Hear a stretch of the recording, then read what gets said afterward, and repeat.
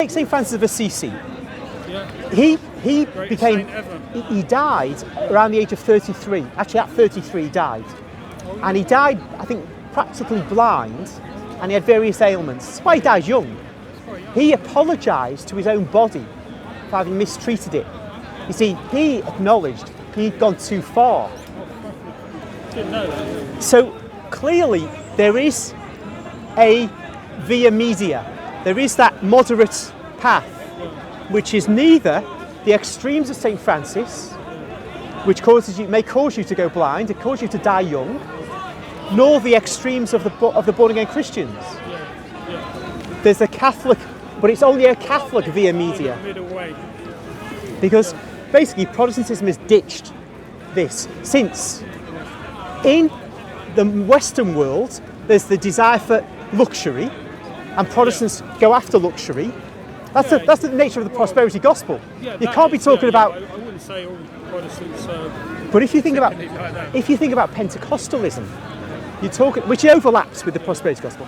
You're talking about a thing which is saying, we want God will give me this, God will give me that, healing, good health, and also, the things I need.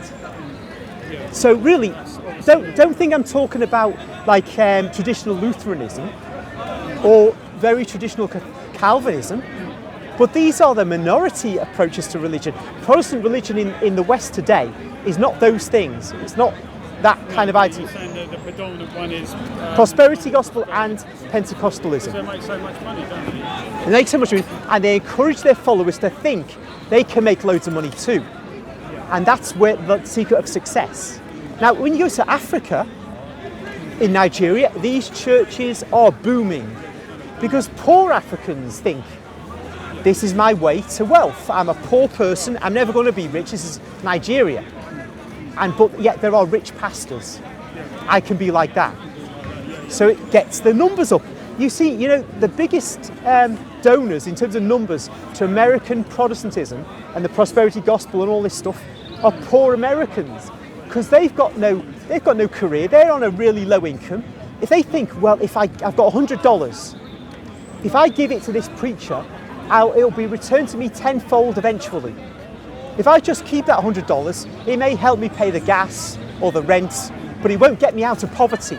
This Protestant preacher is telling me this is going to get me out of poverty. If I send him this money, it'll be returned to me tenfold. Yeah, so they do this again and again. I mean, it's not my understanding of Christianity either, because for me, Christ is explicit in preparing for the kingdom of God and living for today. And not necessarily just preparing for one day ahead, just living for the day and not thinking, because the actual emphasis for me, Christ he's talking about his return to the world, really, preparation for the kingdom of God. Yes. And so when you're preparing, you're not necessarily kind of making big plans on, like wanting to make a lot of money and be an comfortable person.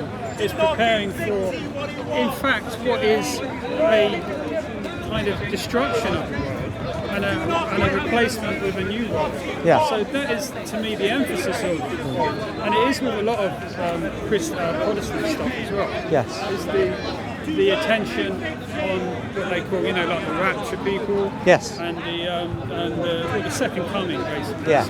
So really, there is no kind of the prosperity gospels will go totally against Jesus' idea of take up your cross and follow me. Yes. And also abandon everything that you have in order to follow me, and sacrifice your life to me, which is not really kind of like, what can I get out of this? It's not really what can I get out. The only thing that you're promised is that the kingdom of God will be given to you in abundance. Yes.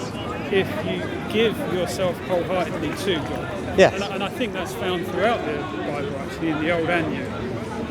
So for me, that's my understanding of Christianity. But the prosperity one, as you said, is the one that everybody loves. Yeah. To be fair, it's not traditional British Protestantism. It's not Methodism. It's not that. It's a very much an American thing which is dominated now. So we don't have to. One is not tarring all Protestantism with the same brush.